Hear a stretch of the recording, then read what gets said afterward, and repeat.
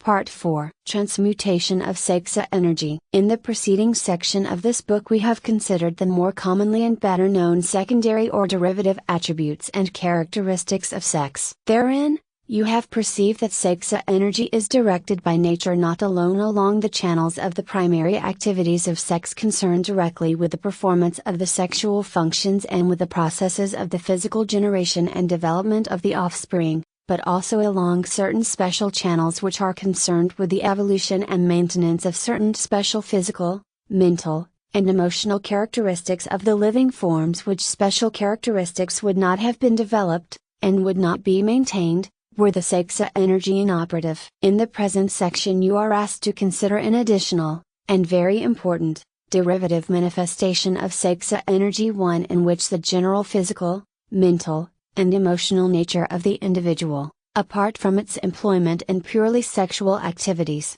is strengthened, invigorated and given power by the indirect activities of sex energy. In short, you will be shown that sex energy may be, and indeed is employed by nature in the processes of regeneration of the individual as well as in those of generation or reproduction. This phase of the operation of sex energy is not so well known as are its other phases, and, indeed, for a long time science was disposed to ignore or to deny the existence of such phase, leaving the knowledge of it, and the discussion concerning it, to the non-scientific layman. But certain recent discoveries of science have awakened new interest in the subject on the part of scientific observers. Science now having been supplied with a valid physiological basis for thought along these lines, it is extremely probable that the next 20 years will bring important scientific investigations and discoveries concerning the operation and the application of the natural laws involved in this particular subject. As we have previously informed you,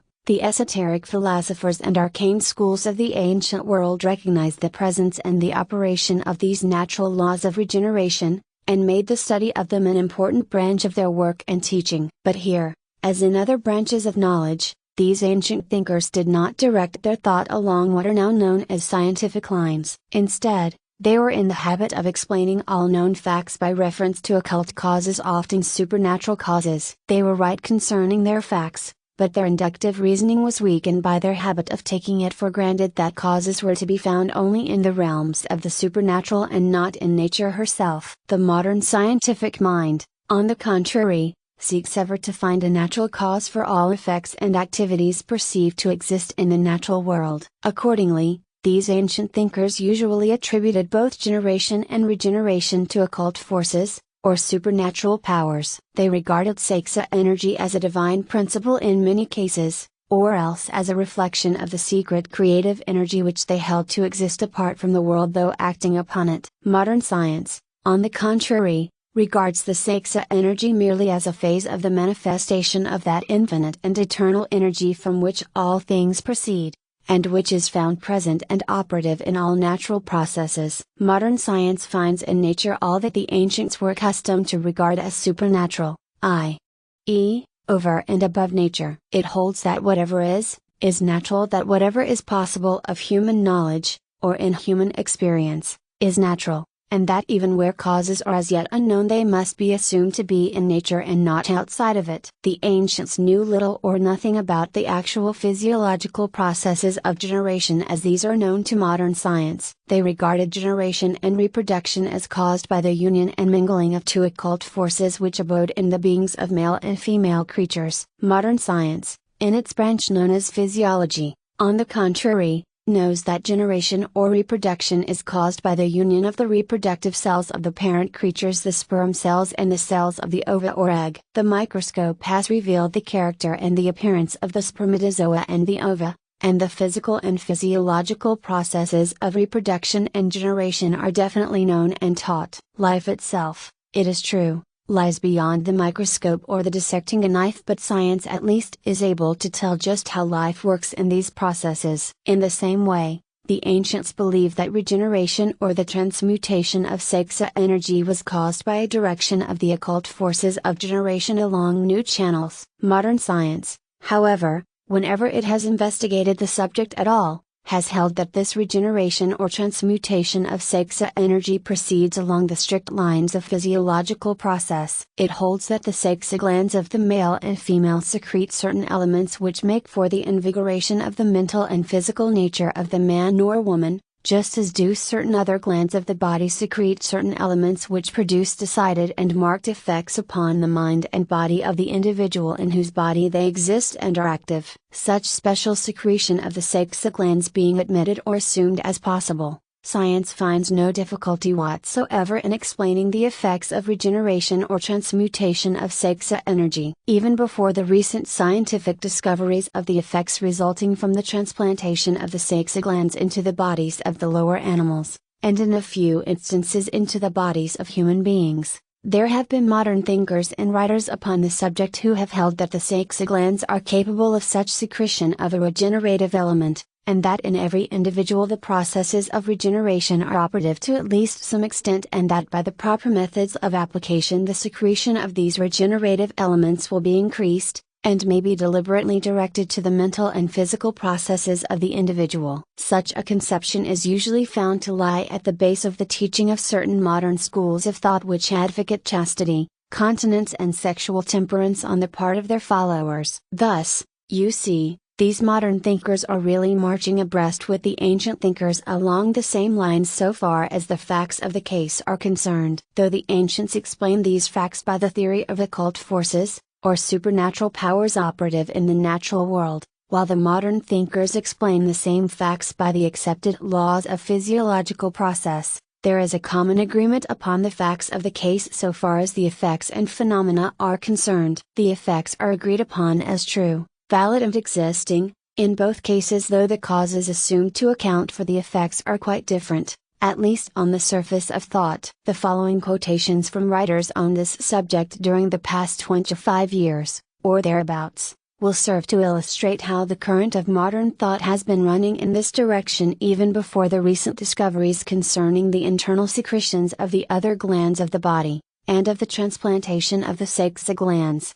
to both of which we have just referred. In each of the following quotations the writer is either a recognized medical authority upon the subject, or else a layman who has given careful attention to, made careful observations, and conducted careful experiments along these lines. There are many others of equal authority who might have also been quoted in this connection. The following are merely a few selected from the great number of intelligent and competent authorities available. Dr. Kellogg, advocating the continent life, says, the sexual function is double in its purpose. First, the sexual organs are always active, even when not excited to such a degree as to obtrude their activity upon the consciousness, as they supply the body with a needed vital stimulus and regulator. Secondly, they furnish the only means by which the physical life of the individual and the perpetuation of the race may be accomplished. In neither of these important functions is the personal gratification of the individual the primary consideration. The exercise of the sexual function with a purely selfish purpose would seem to be a debasement of the sacred function in which man approaches most nearly to the creative power of which he is the image. Dr. Nicholas says, it is a medical and physiological fact that the best blood of the body goes to form the elements of reproduction in both sexes. In a pure and orderly life this matter is reabsorbed. It goes back into the circulation ready to form the finest brain, nerve and muscular tissue. This life of man, carried back and diffused through his system, makes him manly, strong, brave, heroic. The suspension of the use of the generative organs is attended with a notable increase of bodily and mental vigor and spiritual life. Nature finds another use for the unexpended sexual energy in employing it for the building up of a keener brain, and more vital and enduring nerves and muscles. Dr. Kellogg says again, recent investigations have shown that the sexual glands are useful, not only as a means of racia perpetuation, but for the physical well-being of the individual, through the vital stimulus exercised by them through the influence of their peculiar secretion upon the processes of development and nutrition. In view of this fact,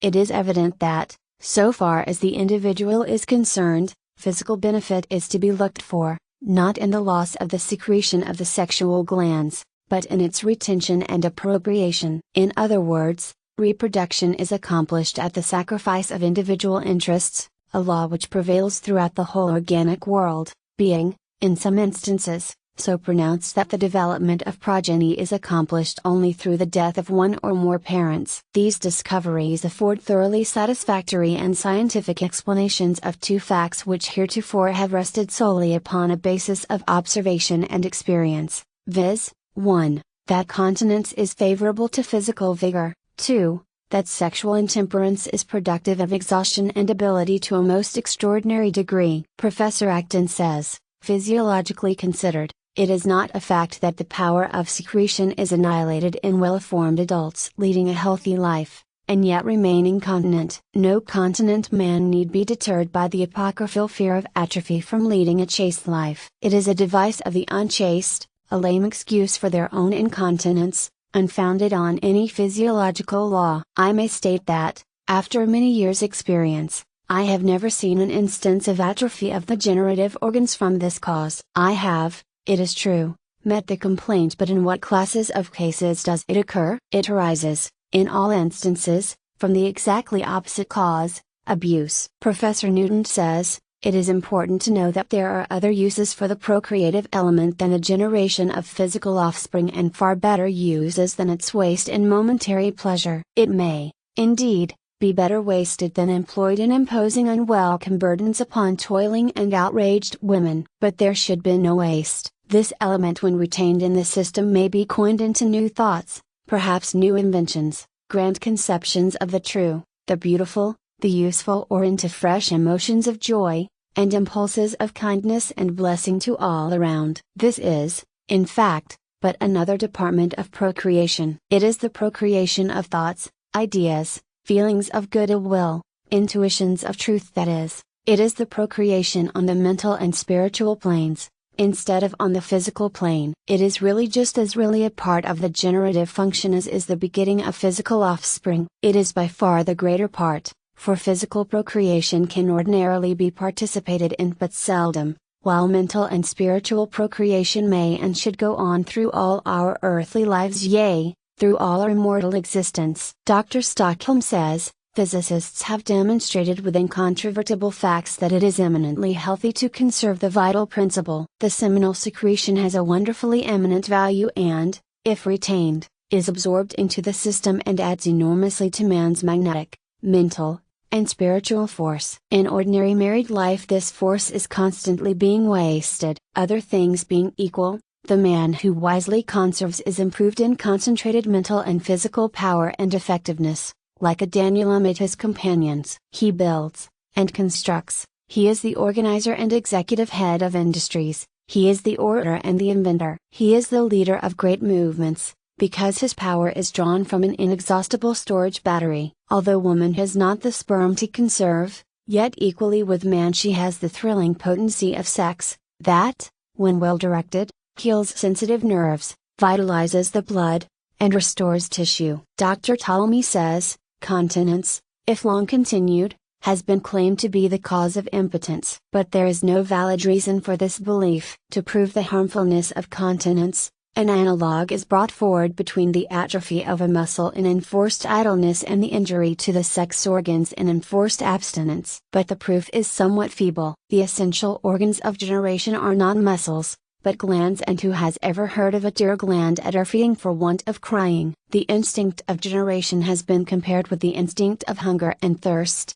and as the latter must be satisfied, so it is held the former must be gratified. But there is no proper parallelism between these two instincts. Food and drink are vital necessities of the organism from the first day of conception, to replace the stuffs consumed in the metabolism of the vital functions. The generative instinct appears a number of years after birth, hence does not serve any vital necessity. Dr. Stockholm says, the testes may be considered analogous to the salivary and lacrimal glands, in which there is no fluid secreted except at the demand of their respective functions. The thought of food makes the mouth water for a short time only, while the presence of food causes abundant yield of saliva. It is customary for physiologists to assume that the spermatic secretion is analogous to bile, which, when once formed, must be expelled. But substitute the word tears for bile, and you put before the mind an idea entirely different. Tears, as falling drops,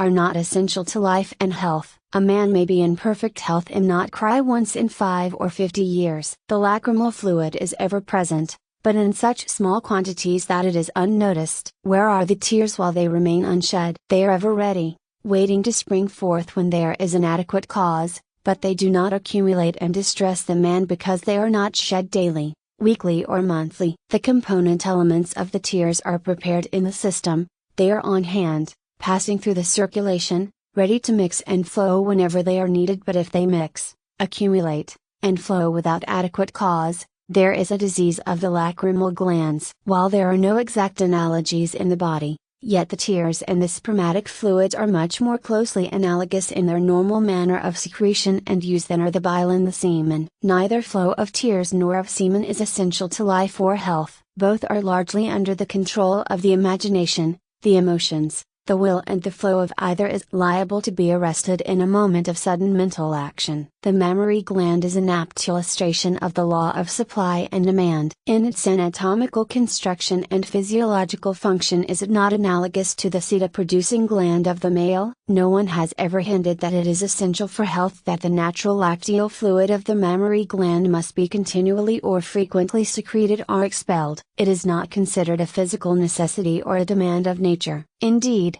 the contrary opinion prevails that a too abundant flow of milk is derogative to healthful conditions. Milk flows in answer to the demand of a newborn infant, and, should it come at any other time than when thus demanded, it is considered a perversion of nature and an unnecessary drain upon the system. May it not prove that the unnecessary secretion and expulsion of the semen is as great a perversion of nature? May it not also prove that erectile tissue in action is not a positive evidence of secretion in the gland? Parkhurst, writing along the same general lines, says, the prostatic fluid, according to Robin, is secreted at the moment of ejaculation. The remaining element of the spermatic secretion is produced, under normal circumstances, only as required, either for impregnation or for the maintenance of the affectional function. The theory that the sperm is naturally secreted only as it is required, brings it into harmony with other secretions. The tears, the saliva, and the perspiration,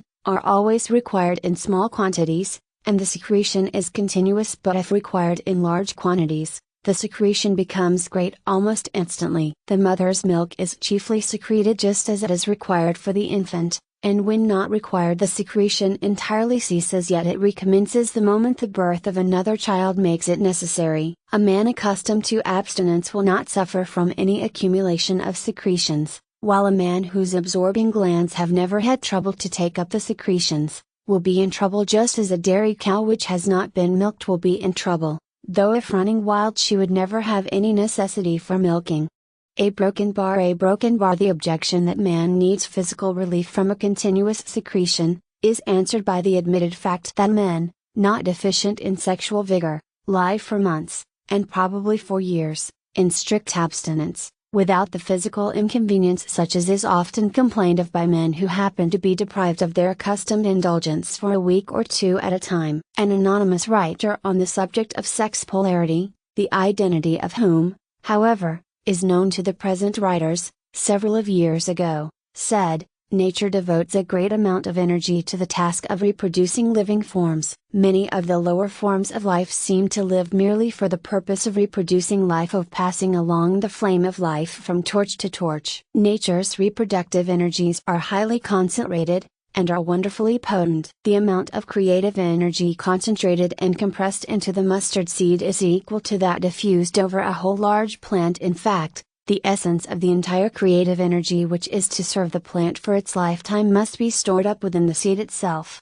for the vital force cannot come from outside, although the outer nourishment is needed to build up the physical shape, form and substance of the plant. The germ of the animal contains within itself enough stored up energy to carry the creature through its normal period of life. In the processes of reproduction and procreation, nature avails herself of her inner powers, and every minute she works miracles of concentration and conservation of energy. The ancient occultists recognize the wonderful power stored in the reproductive organism, which is given out not only in the act of actual reproduction and procreation, but which may also be dissipated in the unnatural excesses and practices to which the race is addicted. They soon discovered that this wonderful concentrated power could be used not only for the purpose of generation, but transmutation of sex energy also for the purpose of regeneration of the life activities within one's own body, the exhaustion of which occurs if the vital forces be given out in procreation or waste. In other words,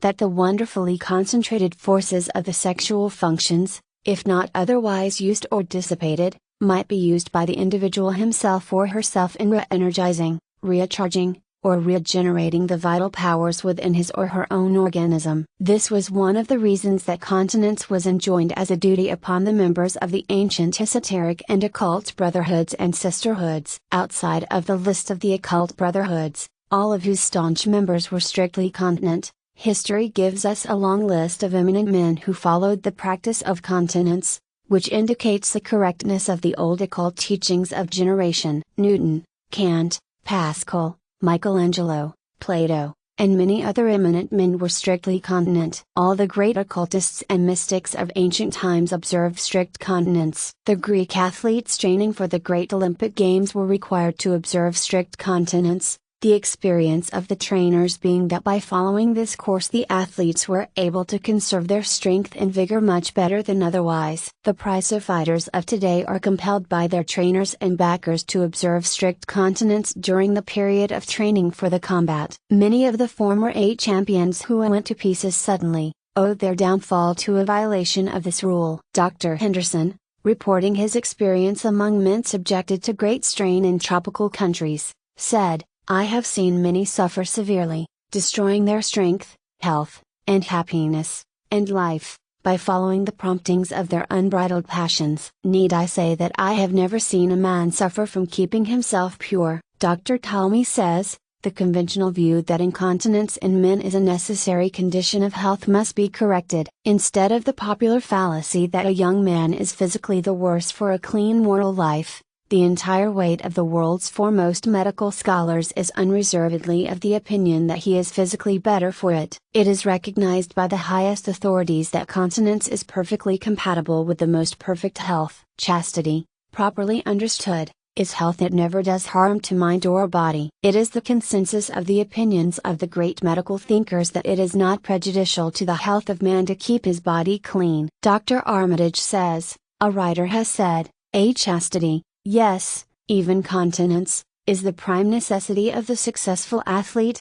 It is further urged in support of this view, that the male animals, even those so active sexually as the bull, are known to maintain perfect health and vigor when forced to live apart from the females. Moreover, the best breeders of animals know very well that restraint and moderation on the part of their male animals will result in an improvement of the stock, as compared with the opposite course. Dr. Kellogg also has reminded us that, breeders of stock who wish to secure sound progeny will not allow the most robust stallion to associate with mares as many times during the whole season as some of these salacious human males perform a similar act within a month. Dr. Sperry says, "It is true that moderate sexual activity tends, temporarily, at least, to increase and intensify the sexual impulses and energies, but such exaltation of sexuality is not evidence of increased general healthfulness and efficiency. If the usual physiological expression of sexuality be held in check, its energies,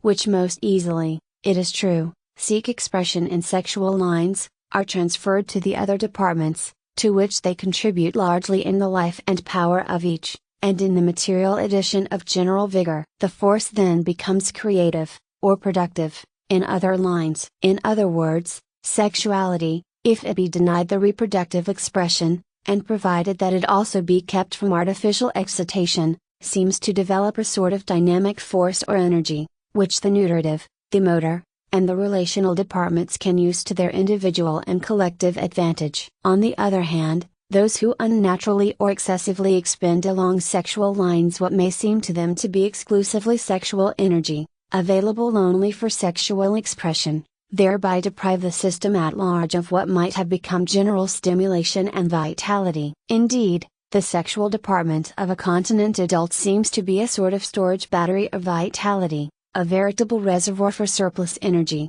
This energy, which seems so like a tremendous dynamic force, may be expended just as each individual shall elect. It may be wasted in lustful and abnormal sensuality, or it may be used partly for the legitimate purposes of reproduction, and the remainder in lustful practices, or it may be expended in exalting and intensifying the nutritive, the muscular, and the mental life. This remarkable fact is of great practical importance. Illustrations and quotations along the same lines might be continued at much greater length, but those which have just been presented will serve to give you a general idea of the thought concerning this subject which has been current among thinking persons for the last 25 years and more. Some of these modern thinkers are fully cognizant of the resemblance of their thought to that of the ancients whose minds had been directed along the same channels. Others seem not to have been aware of the fact that as long ago as 2500 years or more the thoughts of men were striving to uncover the workings of this same principle. You will note, however, that these modern seekers after truth along these lines employ the terms of physiology instead of those of metaphysics or of occultism. They have been striving to account for the phenomena of regeneration or transmutation of sex energy by the theories of gland secretions and similar physiological processes. This is especially remarkable in view of the fact that, at the time when most of the above quoted statements of fact and theory were written by the persons named, the recent scientific discoveries concerning the effect of the secretions of the ductless glands had not as yet been made, nor had there been as yet conducted the recent experiments in gland transplantation which have given positive evidence of the proof of the general theory of regeneration or transmutation of sex energy.